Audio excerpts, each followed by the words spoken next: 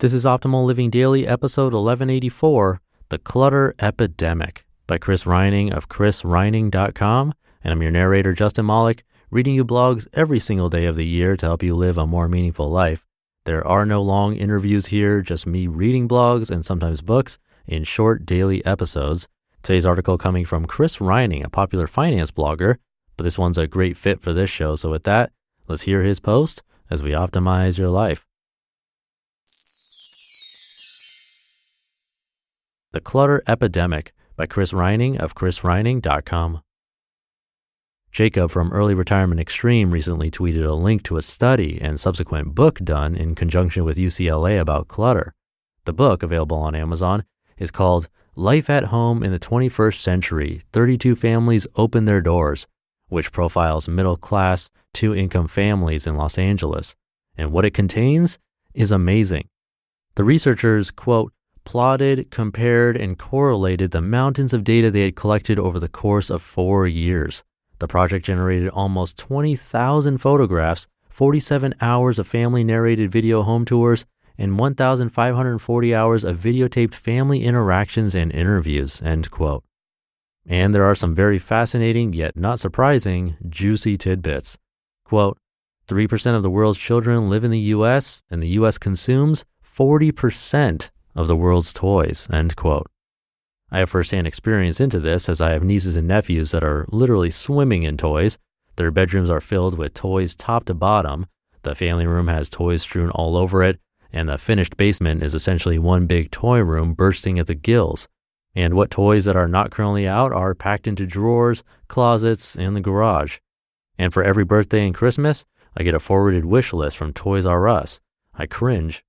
Did you know that at Toys R Us, they give kids a scanning device so they can run around the store blasting it at the UPC codes of the toys they want? Then it will automatically create them a wish list. We here in the US are churning out great future consumers. And while I don't choose to live much of my life as a consumer, I do appreciate it because one of my favorite sectors to invest in is retail. Ah, dichotomy.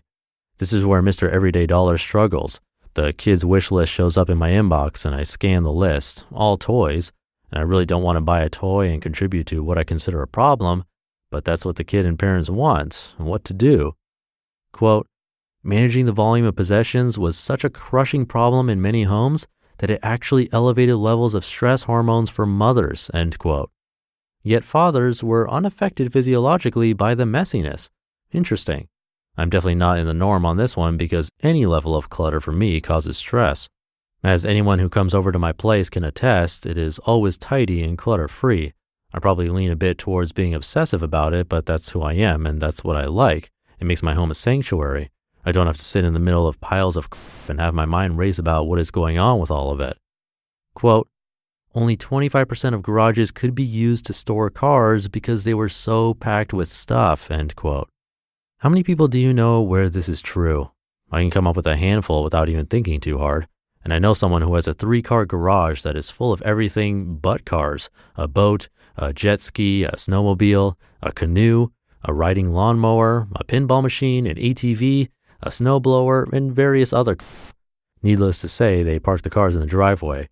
So on top of spending hard-earned money on all those things, I also know that they don't see the light of day very often. And all that stuff is depreciating year by year. So let's say that someone with a lot of stuff wants to start downsizing. I think that would be such a daunting task that it would never happen. People would have trouble holding that garage sale or using eBay and Craigslist to sell their stuff. That's why I make the case for being a minimalist. You don't have a lot of stuff to begin with, so when you do want to sell something, it's not a big deal. It's usually just one thing at a time and not often. I'm at the point where I have everything I need, so when I do sell something, it's because I've replaced it. Quote, the rise of big box stores such as Costco and Sam's Club has increased the tendency to stockpile food and cleaning supplies, making clutter that much harder to contain, end quote. I've only been to a warehouse store like Costco once or twice in my life. I don't shop there because, 1, I would have to buy a yearly membership, not going to use my dollars on that. 2, I do not have storage space for 20 deodorant sticks, 1,000 rolls of toilet paper, and gallon bottles of ketchup. And 3, I would have to drive way out to the suburbia big box wasteland where the Costco is located. The local food cooperative where I shop has a lot of bulk items: flour, quinoa, oats, olive oil, maple syrup, shampoo. I take advantage of the bulk items because they are cheaper than the prepackaged counterparts, and by reusing containers, I don't put additional waste into our landfills. Quote, even in a region with clement year-round weather, the families hardly use their yards, and this was the case even among those who had invested in outdoor improvements and furnishings, end quote. The research found that watching television inside was the most frequent leisure activity for parents, which consumed about 50% of their limited leisure time. Do you know that when you watch television, your brain is less active than when you sleep? Talk about zoning out. Ditch television altogether, or target your watching. I found that after cutting the cord, I had less stress, way more time, and it saved me $12,000 every 10 years.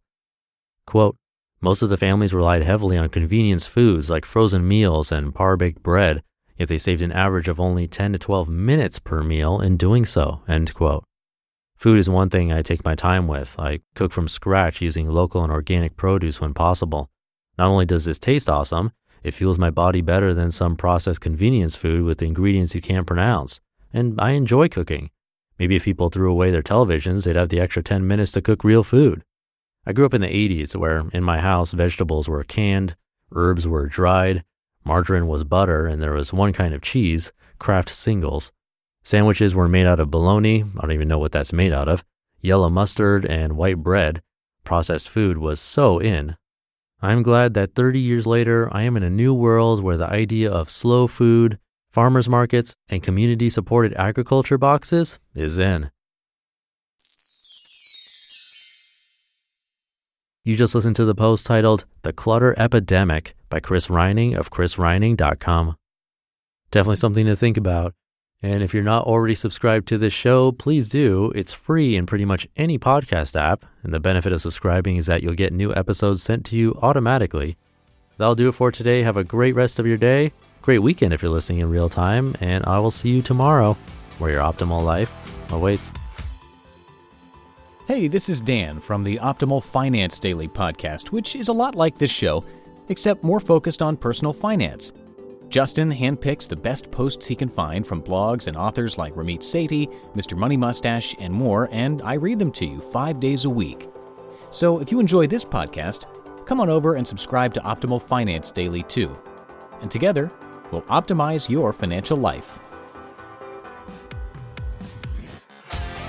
You've been listening to Optimal Living Daily. Be sure to hit the subscribe button to stay up to date on each new episode and head to oldpodcast.com. That's OLDpodcast.com for a free gift as well as more actionable tips and resources to help you maximize your potential.